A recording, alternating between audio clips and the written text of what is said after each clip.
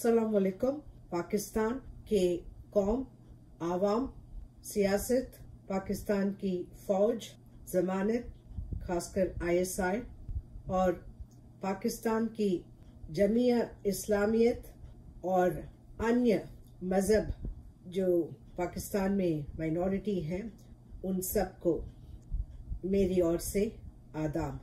मैं Padmini Arhant, padminiarhant.com, prakriti.padminiarhant.com की author, editor, presenter, उसके अलावा इलाही मिशन की नुमाइंदा भी हूँ और खासकर रहमतुल्लाह, अल्लाह ताला बरकतें, मंजूरी और इजाजत पर मैं पद्मिनी अरहंत पाकिस्तान के हाल ही में फरवरी 8 को इलेक्शन हुआ, उसको लेकर और जितने भी मसले हैं उसके बारे में मैं चर्चा करने वाली हूँ। पहले मैं शुरू करती हूँ 8 फरवरी के इलेक्शन के बारे में। 8 फरवरी को पाकिस्तान वहाँ पर इलेक्शन हुआ आपके यहाँ। ये इलेक्शन जो देखा गया तो वो आम तौर पर जो इलेक्शन होता है वैसे नहीं हुआ। हालांकि जो इलेक्शन होता है अगर देखा जाए, जिसे डेमोक्रेसी कहते हैं, तो डेमोक्रेसी में जितने भी पॉलिटिकल पार्टीज हैं, चाहे वो कितना भी छोटा बड़ा हो, उन सबको मौका दिया जाता है, यानी कि बराबर मौका। ये नहीं कि किसी को, जितने भी पूरे कौम में वो अपना इलेक्शन कैंपेन कर सके। जब बारी आती है किसी और पॉलिटिकल पार्टी की तो उन पर जितने भी पाबंदी लागू कर सकते हैं उतना पाबंदी लगाया जाए। वो डेमोक्रेसी में जो नॉर्मल फंक्शनिंग डेमोक्रेसी होता है, उस डेमोक्रेसी में ऐसे चुनाव, इलेक्शन नहीं लड़ा जाता। मगर पाकिस्तान का जो इलेक्शन हुआ वो बड़े अजीब और गरीब तरीके से इलेक्शन किया गया। पहले तो पाकिस्तान के मशहूर और काफी बड़ा पॉलिटिकल पार्टी जो पूरे कौम में अपना पॉलिटिकल पार्टी कायम किए, एस्टैब्लिश कर चुके थे, उसके दरमियान भी मैं जिक्र कर रही हूँ PTI, पाकिस्तान के Tehreek Insaf, liberty and justice, जो इमरान खान उन्होंने जो पार्टी स्थापित किए, उन्होंने इस पार्टी को शुरू किए काफी अरसे पहले। उसके बाद जब PTI को इलेक्शन में कामयाबी मिली 2018 में, PTI पाकिस्तान की फौज और पाकिस्तान ISI के एहसान कह सकती हूँ मैं, क्योंकि उनका कैंडिडेट बनकर ही आए थे। PTI पॉलिटिकल पार्टी और चेयरमैन इमरान खान, उन्हें पाकिस्तान की फौज और पाकिस्तान के ISI ने सामने लाए 2018 में। उस समय अभी के रूलिंग पार्टी जो थे, अभी लगता है कि ये रूलिंग पार्टी नहीं होंगे, ये ऑपोजिशन में हो सकते हैं। खैर, PMLN 3 मरतबा वजीर आजम रह चुके नवाज शरीफ पार्टी, उनका PMLN, उस पार्टी के चेयरमैन और अध्यक्ष होने के नाते 3 दफा वजीर आजम रह चुके हैं। 8 फरवरी के बाद जो नतीजे निकले हैं उसमें PTI ने ज्यादा सीट्स पाए हैं। PTI लीड कर रहे हैं, मेजॉरिटी सीट्स मिले हैं। देखा जाए तो मेरे ख्याल से पहले तो 99 था, 1 सीट कम था 100 से, और लगता है उसमें से 5 या 6 इंडिपेंडेंट कैंडिडेट्स जो जीते हैं। नवाज शरीफ के पाकिस्तान मुस्लिम लीग, वहां पर उन्होंने अपना जगह बदल लिए पाकिस्तान मीडिया के। उसका कटौती करने के बाद भी 5 या 6 जने जो जा चुके हैं, जो पहले PTI के खाते में जाना था, अगर वो PMLN में शामिल हो गए, उसके बाद भी PTI का लीड बरकरार है, क्योंकि 93 या 94 है, अभी भी 93-94 के करीब है। PMLN मेरे ख्याल से इनका जो 5-6 मिलाने के बाद सीट्स पार्लियामेंट के लिए फिर भी PTI से काफी कम है, कम से कम 25 तो कम है। पाकिस्तान पीपल्स पार्टी बिलावल भुट्टो चेयरमैनशिप में उनका पार्टी जो नियमित किया गया है, पाकिस्तान पीपल्स पार्टी के किस्से में खाली मेरे ख्याल से 53 सीट्स उन्होंने हासिल किए हैं। तीनों लीडिंग पॉलिटिकल पार्टी जो पाकिस्तान में है, इस चुनाव में PTI को ज्यादा सीट्स मिले हैं और वही लीड में है। इस दौरान PMLN एंड PPP का कोalition है, उस सिलसिले में भी बातचीत हो रही है और अन्य गिने चुने कैंडिडेट्स जिन्होंने अपनी कामयाबी पाए हों इस इलेक्शन में, वो भी किसके साथ वो अपना कोalition बनाएंगे, ये भी मेरे ख्याल से उसका भी बातचीत हो रही है। जब ये सब हो रहा है तो मसला ये है कि जिस तरीके से PTI को निशाना बनाया गया और PTI को नेशनल इलेक्शन में भाग लेने से भी उन्हें मना कर दिए गए, उन पर पाबंदी लगाए गए, और तो और उनके चेयरमैन और हाल ही में वजीर आजम रह चुके हैं इमरान खान, उन्हें भी जेल में बंद करके हिरासत में रखे गए। और उनके साथ साथ जितने भी मेरे ख्याल से 10,000 या उससे भी ऊपर PTI के सारे वर्कर्स, कर्मचारी, PTI पार्टी के वर्कर्स, एम्प्लॉइज थे, उनको भी हिरासत में रख दिए। उन्हें भी एक आर्बिट्ररी स्टेट स्पॉन्सर्ड सियासत की तरफ से रूलिंग पार्टी PMLN वजीर आजम शहबाज शरीफ के बड़े भाई नवाज शरीफ के पार्टी से जुड़े हुए हैं, उनके प्राइम मिनिस्टर गवर्नमेंट बनाया गया। वो भी जब PTI नो कॉन्फिडेंस वोट जो नतीजे निकले, उसके बाद जो भी पाकिस्तान में हुआ वो तो पूरे कौम, आवाम और बाहर की दुनिया भी देखे थे कि क्या क्या हुआ था करके। काफी डेमोन्स्ट्रेशंस हुए और रैलियां भी निकाले PTI और उनके पार्टी लीडर इमरान खान, उन्होंने भी बहुत रैलीज एंड डेमोन्स्ट्रेशंस किए थे। और के साथ साथ उन पर निशाना भी लगाया गया। कम से कम 2 असैसिनेशन अटेम्प्ट्स हुए हैं, उन पर हमलावर हुआ। भी हाल ही में PTI के यंग एक्टिविस्ट, बहुत कम उम्र के, उनका भी कत्ल हुआ, वो भी दिन दहाड़े सरेआम, जब वो अपने ही कंस्टिट्यूएंट्स यूं ही कैंपेन कर रहे थे, मगर बहुत पीसफुली कैंपेन कर रहे थे, कोई वायलेंस ऐसा कुछ नजर नहीं आ रहा था। उसके बावजूद इस नौजवान को, जो काफी यंग एक्टिविस्ट थे PTI के ही, यही समझा रहे थे कि उनके PTI सपोर्टर्स को समझा रहे थे कि इकोनॉमी हालात को देखते हुए जितनी भी परेशानियां झेल रहे हैं पूरे आवाम, ये नहीं कि कभी यहाँ और कुछ लोग जहाँ जहाँ जिस प्रोविंस में रहते हैं उन्हीं के लिए ये मुश्किलात हो रही है और बाकी सब जो है वो बड़े आराम से जी रहे हैं। ऐसी बात नहीं है, क्योंकि पाकिस्तान देखा जाए तो बहुत मुश्किल और गंभीर अवस्था से गुजर रहे हैं। काफी समय से चल रहा है, ये नहीं कि ये हाल ही में हुआ हो। इवन PTI सरकार, PTI के गवर्नमेंट बनने से पहले भी पाकिस्तान की इकोनॉमिक सिचुएशन वो काफी नाजुक हालात थी। उसके साथ साथ IMF का भी पाकिस्तान पर कंडीशंस लगाए गए।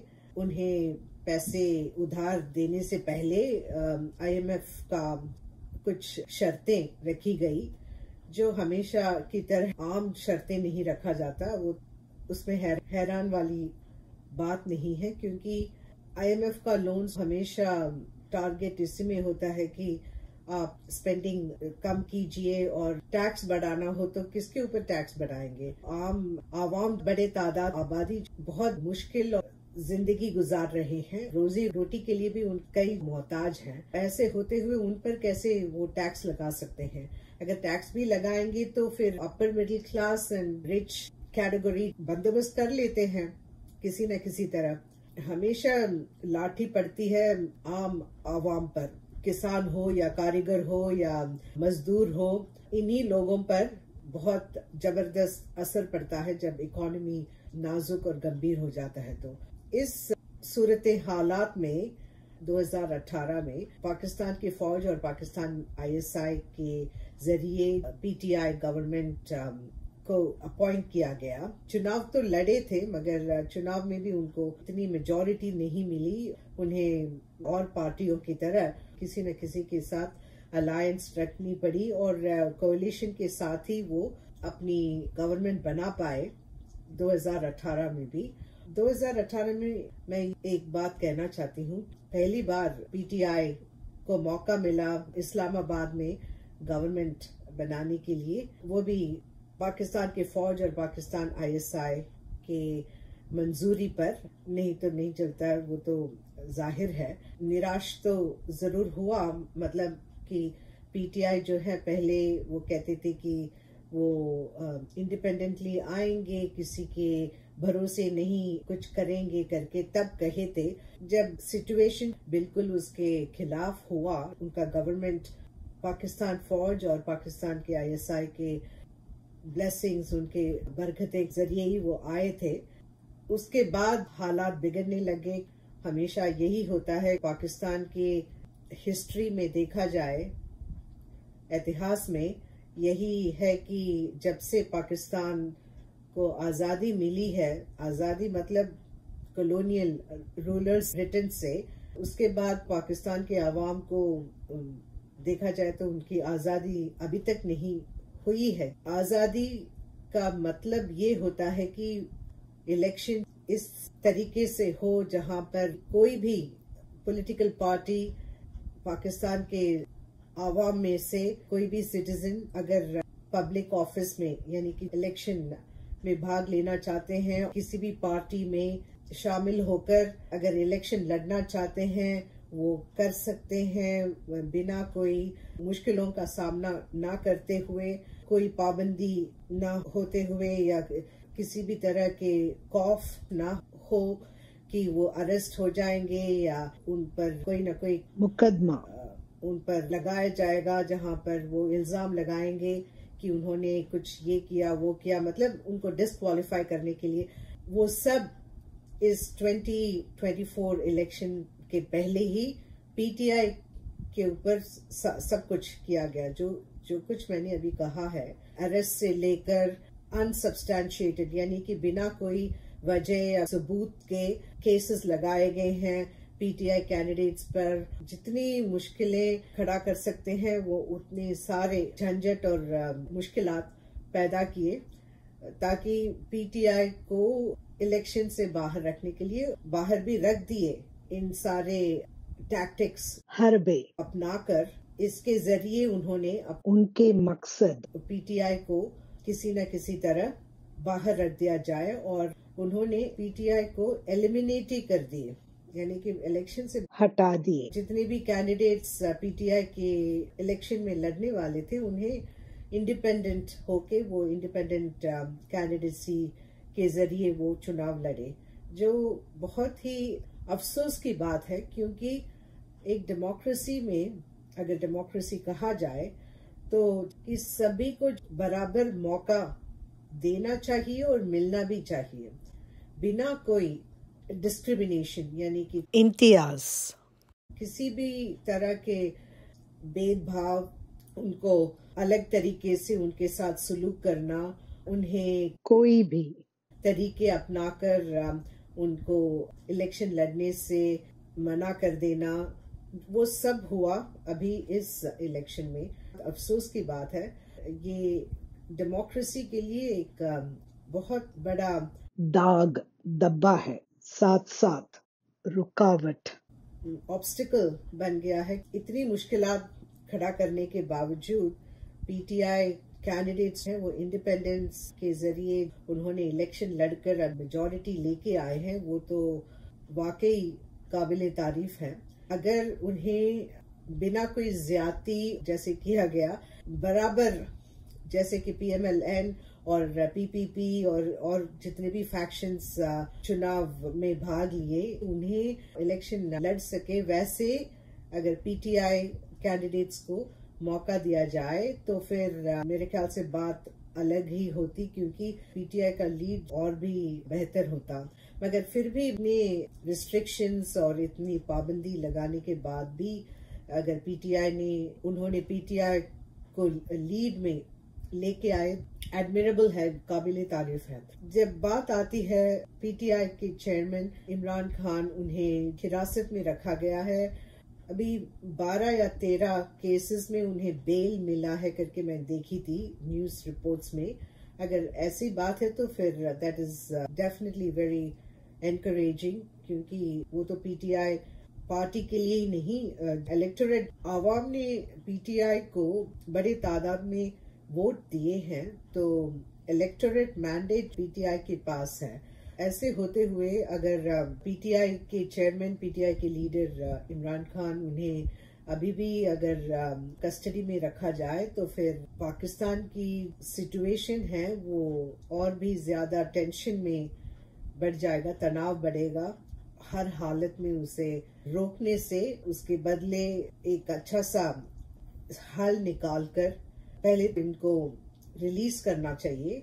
PTI chairman and former prime minister Imran Khan, उनको जेल से बाहर आना चाहिए, क्योंकि जितने भी केसेस पर लगाए गए हैं वो बिल्कुल पॉलिटिकली मोटिवेटेड हैं, इसमें कोई शक की बात नहीं है। अभी इलेक्टोरल मैंडेट भी आ गया है PTI को, उसके बावजूद अगर इनको जेल में हिरासत में रखा जाए तो फिर पाकिस्तान की पीस एंड स्टेबिलिटी के लिए समस्या खड़ा हो सकता है और बेवजह और भी ज्यादा परेशानी और तनाव बढ़ सकता है, जिससे हर हालत में रोकना चाहिए। कोई भी पार्टी अभी गवर्नमेंट बनाने के लिए बातचीत चल रही है, अगर वो कामयाब होना है, पहले तो एक अहम बात पाकिस्तान की पॉलिटिक्स है, सियासत है, उसमें से पाकिस्तान की फौज और पाकिस्तान की इंटेलिजेंस एजेंसी ISI है, दोनों को दखल अंदाजी नहीं करनी, क्योंकि पाकिस्तान का पॉलिटिकल इंस्टेबिलिटी अब तक जो चला आया है वो इसलिए सिविलियन क़यादत हमेशा पाकिस्तान की फौज और पाकिस्तान के ISI के हुक्म पर ही चला आया है। किसी भी हालत में, किसी भी तरह से देखा जाए, ये डेमोक्रेसी नहीं कह सकते। डेमोक्रेसी आवाम चुनते हैं, वो अपने रिप्रेजेंटेटिव्स को भेजते हैं नेशनल असेंबली, और वैसे ही प्रोविंसेस में इलेक्शन होता है वो स्टेट असेंबली में जाते हैं। सब कुछ जो है वो आवाम के जरिए होता है और आवाम के लिए ही चुनाव भी रखा जाता है, ताकि आवाम अपनी रिप्रेजेंटेटिव्स और यहाँ तक कि पूरे कौम के वजीर आजम भी आवाम ही चुनना चाहिए और चुनते हैं। जब बारी आती है गवर्नमेंट बनाने की, तब जाके पाकिस्तान की फौज और पाकिस्तान के ISI के हुक्म, बरकतें और उनकी मंजूरी के अलावा कोई गवर्नमेंट नहीं बन सकता है, या बहुत मुश्किल हो जाता है और 1-2 साल में ही उनका सत्ता पलट जाता है। ये हालात हमेशा के लिए बदलना चाहिए। पाकिस्तान के पॉलिटिकल पार्टी को इंडिपेंडेंटली, चाहे वो कोalition हो या मेजॉरिटी में आकर अगर सरकार बनाते हैं, जैसे भी आपस में तय करके गवर्नमेंट बनता है इस्लामाबाद में, सिविलियन लीडरशिप बिल्कुल इंडिपेंडेंट और बिना कोई इंटरफियरेंस, कोई किसी की भी दखल अंदाजी नहीं होना चाहिए। अगर कोई भी दखल देते हैं, चाहे वो पाकिस्तान के फौज और पाकिस्तान के ISI हो या बाहर से दखल अंदाजी होता है, तो फिर वही हिस्ट्री रहा अभी तक पाकिस्तान में। पाकिस्तान के ISI एंड फौज गवर्नमेंट कंट्रोल करते हैं, उनके अंडर ही सिविलियन लीडरशिप बनता है और के कंट्रोल में ही रहता है। ये तो पाकिस्तान को भी मालूम है और अड़ोस पड़ोस और पूरी दुनिया को भी मालूम है कि पाकिस्तान के मिलिट्री सिविलियन लीडरशिप पर बहुत ज्यादा उनका हुक्म है। पाकिस्तान के लिए जबरदस्त नुकसान पहुंचाया। ISI इंटेलिजेंस एजेंसी है, उनका तो सिविलियन गवर्नेंस में दखल देना एक तो डेमोक्रेसी का मतलब है, उसे ही बदल देता है।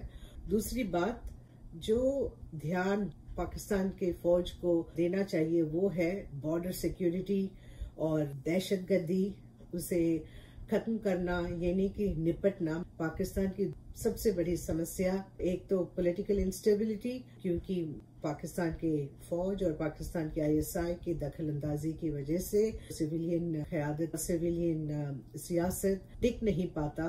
मुश्किल से 1-2 साल या तो 3 साल उनके लीडरशिप बनता है और बनते बनते बिखर जाता है या बिगाड़ देते हैं। यही सिलसिला रहा अभी तक। दहशतगर्दी, टेररिज्म की वजह से पाकिस्तान की हालत, आइसोलेशन तो हुआ है, उन्हें दुनिया की नजर में पाकिस्तान टेरर स्टेट उर्फी नाम दिया गया है। वाकई अफसोस की बात है, मगर एक तरफ से देखा जाए तो वो सच भी है, क्योंकि जितने भी terror activities, terror groups and al Qaeda हो या जैश-ए-मोहम्मद एंड बहुत सारे terror outfits and factions Pakistan में पनाह लिए हैं और पनाह दिया गया है, और वो भी पाकिस्तान के ISI के जरिए, उसे कोई इनकार तो नहीं कर सकते। यहाँ तक कि पाकिस्तान के ISI भी इनकार नहीं कर सकते, क्योंकि ये बात कोई खुफिया राज नहीं है। ये दहशतगर्दी का कलंक पाकिस्तान पे है, वो ISI के जरिए भी हुआ है। और ISI का रोल अपने मुल्क को दहशतगर्दी से बचाने के बजाय अगर वो उन्हें पनाह देते हैं और उनके जरिए और भी ऐसे घटनाएं होती है, तो फिर सवाल तो उठेंगे ना। ये भी तो देखा जाता है कि पाकिस्तान के ISI और पाकिस्तान फौज दोनों के फर्ज क्या है।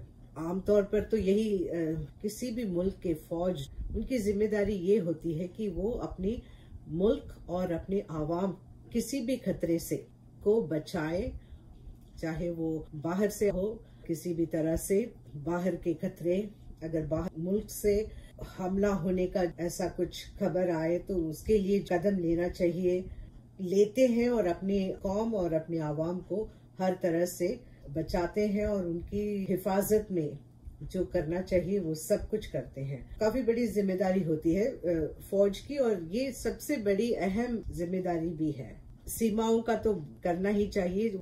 हर फौज फ्रंटियर पे होते हैं, अगर तनाव भी होता है अपने अड़ोस पड़ोस देशों के साथ, यहाँ पर है मतलब पाकिस्तान और इंडिया का तो जब से दोनों देश आजाद हुए हैं तब से लेकर अब तक तनाव बढ़ा ही है और घटा नहीं, बदकिस्मती से। वो भी इसलिए कि दहशतगर्दी एक वजह है। पाकिस्तान की दहशतगर्दी काफी बड़ी समस्या अगल बगल के देश हैं उनके लिए रहा है और अभी भी है, चाहे वो भारत के लिए हो या ईरान के लिए। अभी तो तालिबान गवर्नमेंट है ही अफगानिस्तान में।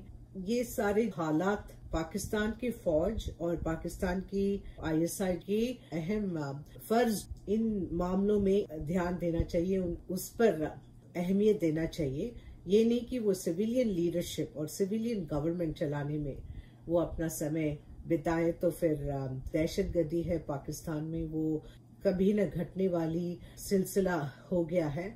और वो इसलिए कि पाकिस्तान की फौज और पाकिस्तान के ISI को शायद फुर्सत नहीं मिलती, क्योंकि वो सिविलियन गवर्नमेंट कंट्रोल करने में वो ज्यादा अपना समय बिताते हो, और जो उनकी असली जिम्मेदारी उस पर उन्हें मुश्किल हो जाता है। पाकिस्तान की फौज एंड ISI को सिविलियन लीडरशिप से बिल्कुल अलग होना एक डेमोक्रेसी के लिए अहम और जरूरी है। इसको जब से पाकिस्तान कौम बना 1947 से लेकर अभी तक ISI एंड पाकिस्तान फौज गवर्नमेंट कंट्रोल करके आए हैं, उससे पाकिस्तान की हालत बिगड़ा हुआ है, सुधारा नहीं। पाकिस्तान की फौज और पाकिस्तान ISI ये कहते हैं सिविलियन गवर्नमेंट पर उन्हें भरोसा नहीं, इसीलिए उन्हें उन पर नजर रखनी चाहिए। ये नहीं कि वो खाली नजर रखते हैं, पूरा कंट्रोल है उनका। मामला यही है, मतलब चाहे वो कोई भी गवर्नमेंट क्यों ना हो, अभी के सियासत है उसे लिया जाए, मुस्लिम लीग हो या पाकिस्तान पीपल पार्टी हो या PTI हो, कोई भी पॉलिटिकल पार्टी है, अगर वो गवर्नमेंट बनाते हैं, चाहे कोalition से या मेजॉरिटी से कैसे भी बनाए, अगर वो गवर्नमेंट टिक नहीं पाता है इसलिए कि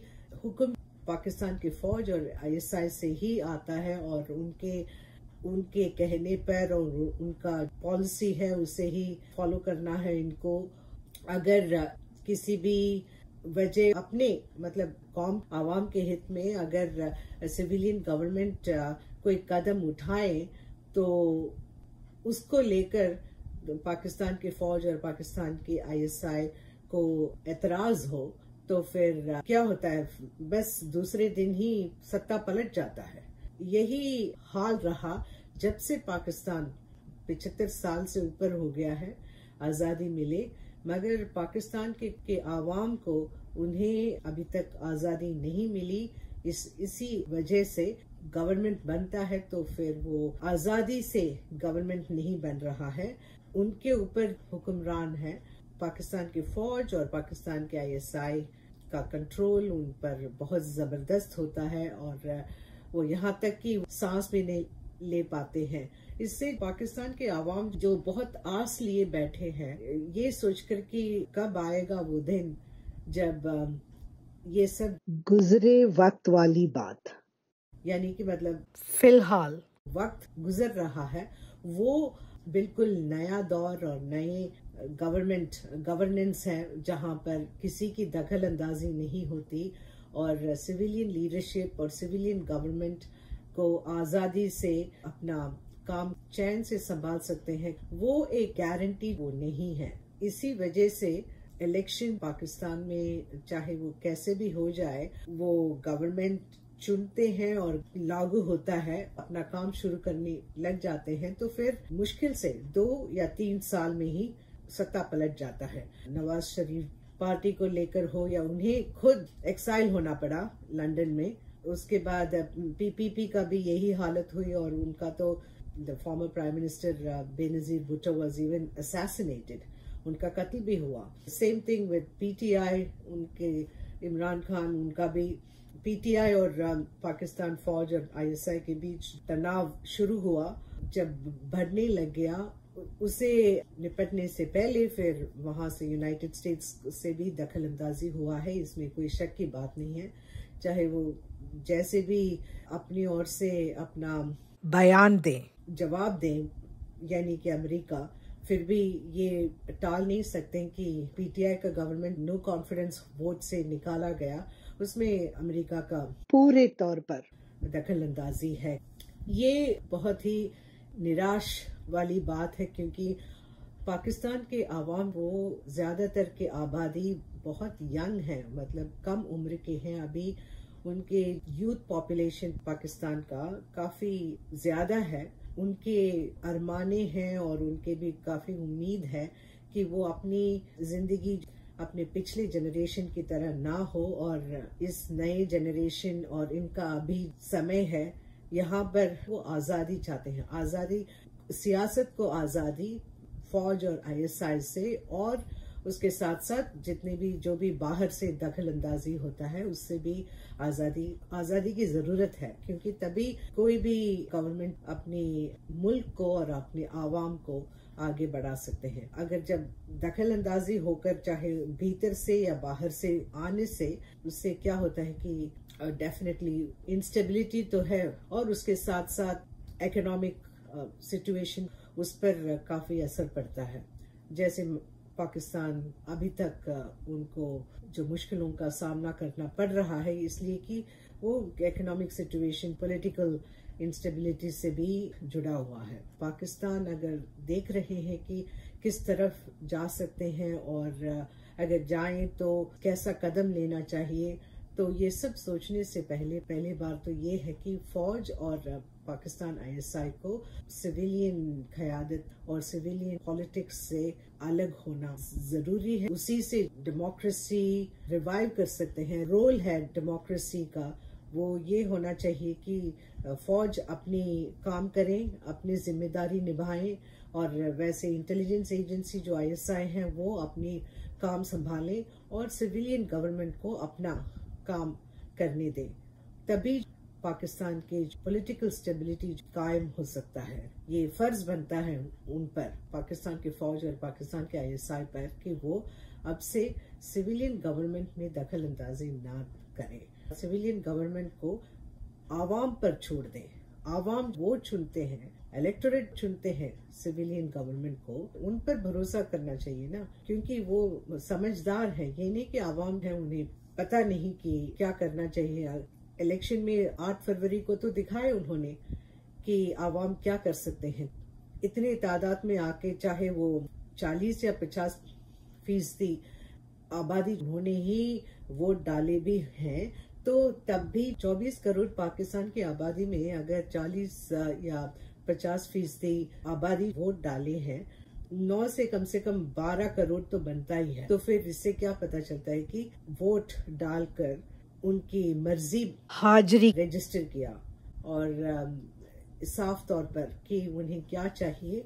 और उन्होंने इस बार तो बिल्कुल कहा है कि उन्होंने अपनी सहमति दिए हैं PTI को, तो इसीलिए PTI वो लीड में है। अभी जब गवर्नमेंट बनना चाहिए तो क्या सही होगा, तो कोई भी गवर्नमेंट बनने से पहले पाकिस्तान के फौज और ISI को बिल्कुल अलग होना जरूरी है, और नहीं तो फिर यही सिलसिला चलता रहेगा तो फिर पाकिस्तान की इकोनॉमी पर बहुत भारी नुकसान और काफी समस्याएं वैसे भी झेल रहे हैं पाकिस्तान के आवाम, और भी मुश्किलात बढ़ जाएगी। तो इसीलिए इन सब मसले को नजर रखते हुए ये फर्ज बनता है कि पाकिस्तान की फौज और पाकिस्तान के ISI को अब से पाकिस्तान की सियासत और सिविलियन क़यादत में दखल ना दे, और वो अपनी फर्ज, उनकी जिम्मेदारी है अपने कौम और अपनी आवाम की हिफाजत, उनकी सुरक्षा। ISI को दहशतगर्दी को बिल्कुल मिटाना, ये नहीं कि उनको पनाह देना, उनको और भड़काना या किसी भी तरह से उन्हें सपोर्ट करके, चाहे वो बलूचिस्तान में हो या भारत में हो या ईरान के खिलाफ हो, ऐसे होने से बहुत परेशानी होगी। इसे हमेशा के लिए ठुकरा देना ही ठीक रहेगा, क्योंकि दहशतगर्दी पाकिस्तान को भी बहुत सताया है। ये भी जानने वाली बात है, क्योंकि पाकिस्तान के आवाम भी बहुत इससे वायलेंस से गुजरे हैं और अभी भी हैं। जैसे कि चुनाव से पहले 2 दिन पहले या 1 दिन पहले जो बलूचिस्तान में हुआ, वो भी बहुत दर्दनाक है। चाहे दहशतगर्दी हो या बलूचिस्तान, वहां पर रेजिस्टेंस जो हो रहा है उससे हो, जैसे भी देखा जाए, पाकिस्तान के कौम के अंदर अगर बहुत ही अनबनी और तनाव होने से पाकिस्तान के आवाम को भी मतलब उनका जीना मुश्किल हो जाता है, और वैसे भी हुआ है। ये नहीं कि वो बहुत इत्मीनान बेफिक्र कहीं भी आ सकते हैं, जा सकते हैं। कितनी मर्तबा वहाँ पर वायलेंस, और यहाँ तक कि वो स्कूल में भी टेररिज्म की वजह से स्कूल के जो बच्चे हैं, स्टूडेंट्स, उन्होंने भी जान दिए हैं। ये सूरते हालात, इसे हमेशा के लिए दूर करके, इसे हमेशा के लिए मिटाना ISI का अहम जिम्मेदारी है इसमें, और इसलिए ISI का जो अपना रोल, किरदार से बदलना बहुत जरूरी है। किसी भी प्रकार, चाहे वो कोई भी हो, उन पर एहसान करेंगे आप, तो फिर वो दोबारा आके आपके लिए ही मुश्किलों का सवाल बन जाता है। तो इसीलिए बेहतर ये हो हमेशा के लिए उसे मिटाए दहशतगर्दी को पाकिस्तान के हर एक इलाके में से। ये नहीं कि पाकिस्तान के कुछ शहरों में से दहशतगर्दी अभी समाप्त हो गया या खत्म हो गया, मगर स्वात वैली और वजीरिस्तान, जहां पर अलकायदा और तालिबान वगैरह का बहुत काफी एक्टिविटीज रहा है, वहाँ पर छोड़ दिया ये कह के कि वहाँ पर कोई लॉज नहीं है, पाकिस्तान के जो कानून वहाँ पर लागू नहीं होता या किया नहीं जा सकता। इन सब मसलों के लिए हल ढूंढना बहुत जरूरी है। अगर यही बात तब से सुन रही हूँ जब पाकिस्तान के आर्मी के चीफ जनरल परवेज मुशर्रफ उनके समय से यही कहते आए हैं कि हम ये नहीं कर सकते क्योंकि वहाँ पर हम लागू नहीं कर पाएंगे। अगर लागू नहीं कर पाएंगे तो वो आखिर कितना हल्ला मचाते हैं और कितना पाकिस्तान के आवाम का ही जीना मुश्किल कर देते हैं। तो फिर पाकिस्तान का फौज ISI ये नहीं कह सकते कि हमारे हाथ में नहीं है क्योंकि वो इलाके वहाँ पर कोई कायदे कानून नहीं होता है। अगर कायदे कानून नहीं है तो फिर कुछ रास्ता निकालिए, उन्हें कैसे पाकिस्तान के जुरिस्डिक्शन में ला सकते हैं। ऐसे कानून बनाइए कि उस टेरिटरीज में जो भी एक्टिविटीज हैं उसे लेकर अगर पाकिस्तान के अंदर या पाकिस्तान के अड़ोस पड़ोसियों को दहशतगर्दी सहना पड़ता है तो फिर उसे खत्म करने के लिए जो भी कदम उठाना चाहिए वो सब कीजिए, तभी ये दहशतगर्दी से हमेशा के लिए मिटा सकते हैं। ये नहीं कि कोई ना कोई वजह बताकर उन्हें और समय देकर अपनी तरीके से जो भी करना चाहिए वो तो करें, क्योंकि वो दहशतगर्दी में मिले हुए हैं तो और क्या करेंगे, टेररिज्म ही करेंगे फिर। इसीलिए उसको हमेशा के लिए खत्म करना बहुत जरूरी है।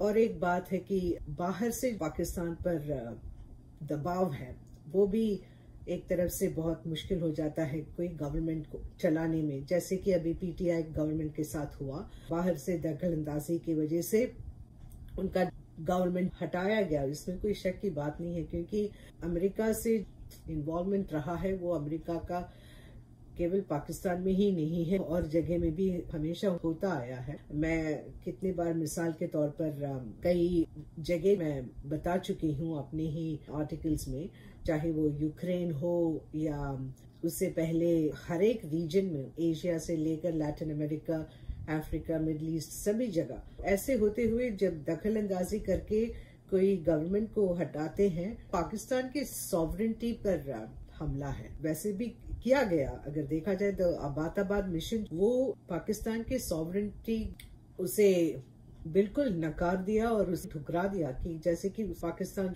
एक सॉवरेन नेशन नहीं है, एक आजाद मुल्क नहीं है, अमेरिका का बैकयार्ड है। इस तरह अगर इस्तेमाल करते हैं जो अबाताबाद मिशन किया गया, जो वैसे भी होक्स था, वो पाकिस्तान के फौज ने तो कुछ नहीं कहे और उसे होने दिए। मतलब ऐसे होने से फिर कोई भी मुल्क वो फायदा उठाएंगे और उसका चाहे वो अपने मतलब के लिए या किसी भी बहाने या किसी भी वजह बताकर वो अगर इस तरह घुसेंगे आजाद मुल्क में, तो इसका क्या मतलब होता है कि उन्होंने पाकिस्तान के सॉवरेनिटी को सीरियसली नहीं लिया।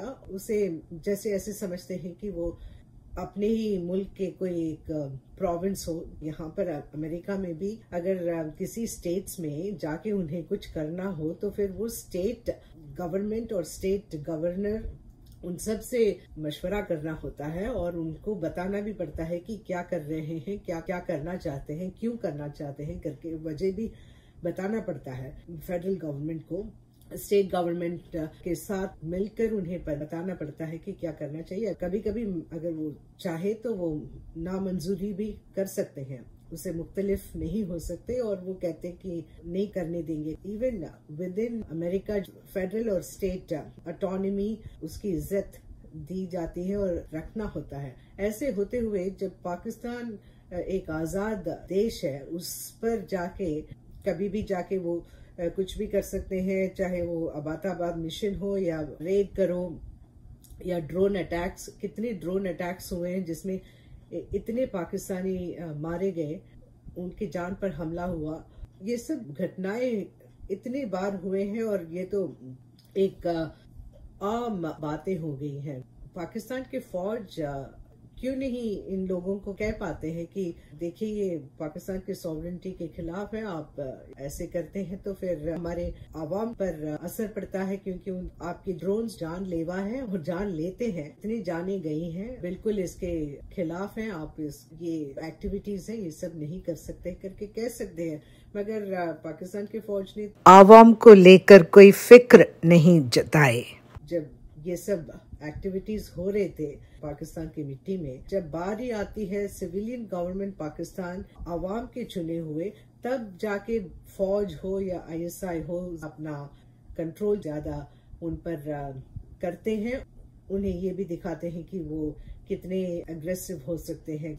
इसीलिए पाकिस्तान के फौज ने फ्रंटियर ने मुल्क में जो हो रहा है सुरक्षा को लेकर, हिफाजत को लेकर, उसके मुताबिक अपना जिम्मेदारी निभाएं, तो फिर पाकिस्तान और पाकिस्तान के आवाम और साथ साथ पूरे रीजन को, साउथ एशिया को, इंडियन सब कॉन्टिनेंट में भी नेबरिंग कंट्रीज हैं, बॉर्डर जो शेयर करते हैं, चाहे वो ईरान हो, अफगानिस्तान हो, भारत हो, सभी चैन से रह सकते हैं जब तक पाकिस्तान ISI फर्ज निभाकर दहशतगर्दी हमेशा के लिए खत्म करें। ये नहीं कि उसे और पनाह दें और उन्हें मजबूत बनाकर अपने देश के लिए ही खतरा हो जाता है, और साथ साथ अड़ोस पड़ोस उनके लिए भी बहुत मुश्किल हो जाता है।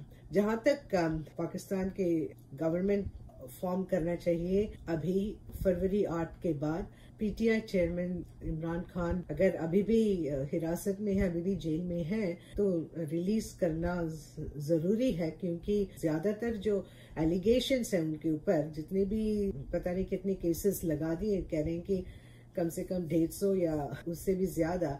ये तो बिल्कुल ऐसा हो गया कि जैसे कि खांसने से और छींकने से गुनाह हो, उसे भी अपराध माना जाता है, उसके लिए सजा दी जाती है। ऐसी बात लग रहा है, क्योंकि मैंने वैसे 4-5 जो मैं देखी थी उसमें से ही काफी बिल्कुल न सर न पाँव हैं, और साफ तौर पर ये पॉलिटिकली मोटिवेटेड ही दिखाई दे रहा है।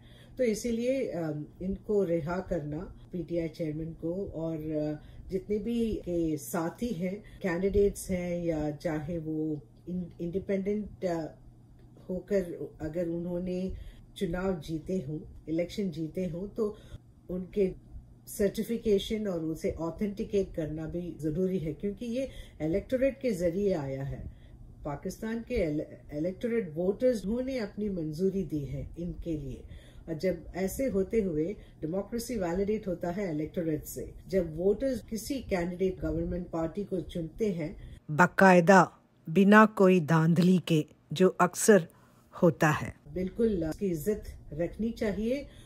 उनके मर्जी है, मेजॉरिटी इन्हें दिया गया है PTI को। अगर PTI के बदले अगर किसी और पार्टी को मेजॉरिटी मिलती है तो फिर वो पार्टी वैसे भी बना देते, मगर अभी जिस हालात में PTI ने ये इलेक्शन जीते हैं उस पर भी गौर करना बहुत जरूरी है, क्योंकि PTI, जैसे मैंने पहले शुरुआत में कही थी, कि बड़े अजीब और गरीब तरीके से ये इलेक्शन रखा गया, क्योंकि PTI एक बहुत ही जबरदस्त सिग्निफिकेंट पॉलिटिकल पार्टी उभरे, और वो भी गवर्नमेंट भी बना चुके वो 2018 में। तकरीबन 4 साल उन्होंने हुकूमत गवर्नमेंट चलाए। कोविड के समय भी उन्होंने काफी अच्छे जो मेजर्स लेना चाहिए वो सब किए उन्होंने।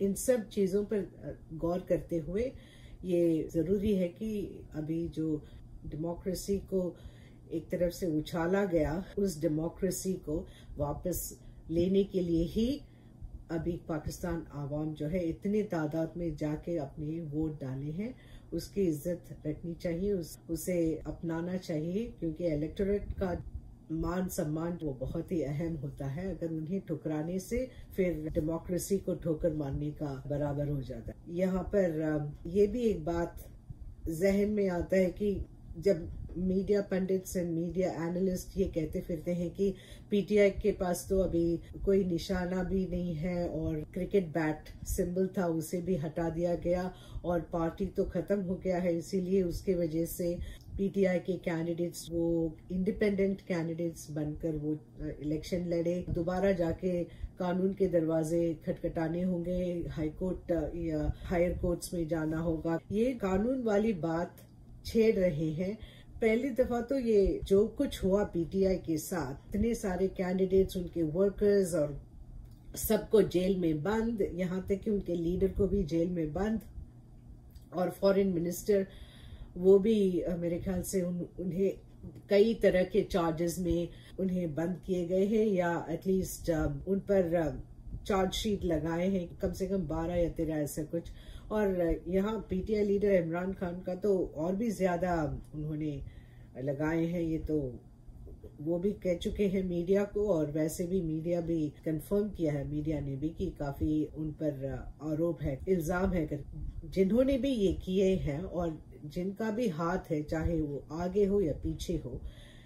एक बात याद रखना बहुत जरूरी है, वो ये है कि पहले तो ये गैर कानूनी है। गैर कानूनी इसलिए है क्योंकि किसी भी नेशनल पॉलिटिकल पार्टी को, वो भी इलेक्शन शुरू होने से चंद दिन पहले, ये सब कार्रवाई हो रहा है और इन्हें बंद किया जाता है और उनके साथ बड़े वायलेंटली सलूक किया जाता है, और उन्हें यहाँ तक कि उनकी सिंबल भी इस्तेमाल करने पर उन्हें मना किया जाता है।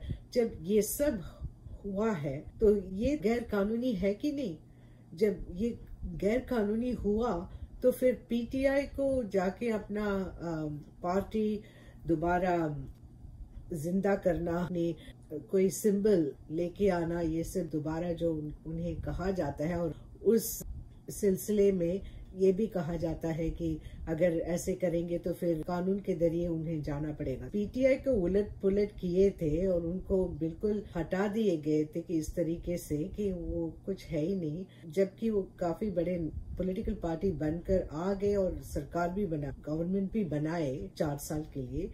उनके साथ जो भी किया गया उसके बाद, यानी कि 2022 के बाद जो भी हुआ पीटीआई के साथ, वो बहुत ज्यादती हुआ है, बहुत ही अनडेमोक्रेटिक, इसमें कोई शक की बात नहीं होनी चाहिए। ये किसी भी वाइब्रेंट डेमोक्रेसी में ऐसे सिचुएशन नहीं होती। अगर होती तो फिर फॉरेन सुप्रीम कोर्ट इंटरफियर करते और सुप्रीम कोर्ट के इंटरफियरेंस से मामला सुलझाया जाता है। मगर यहाँ तो ये देखा गया कि पूरे के पूरे पॉलिटिकल पार्टी और उनके कैंडिडेट्स, उनके लीडर, सभी को बंद जेल में रख के, या तो उन्हें बिल्कुल मना करके, यहाँ तक कि सोशल मीडिया में भी उनका मौका था उसे भी खत्म कर दिया गया। ऐसे हालात में जो गैर कानूनी रहा तो उसे दोबारा जिंदा करने के लिए कदम बचा है पीटीआई के लिए। अगर वो करते हैं तो फिर समझ में नहीं आता कि कैसे इनके लिए कानून के जरिए जाना पड़ेगा, जब जिन्होंने गैर कानूनी काम किए उनके लिए रेप्रिमेंडेड नहीं है, कोई किसी ने कुछ कहा ही नहीं और उन्हें खुली छूट दे दी गई। इसीलिए वो पीटीआई के पीछे इतने भागे।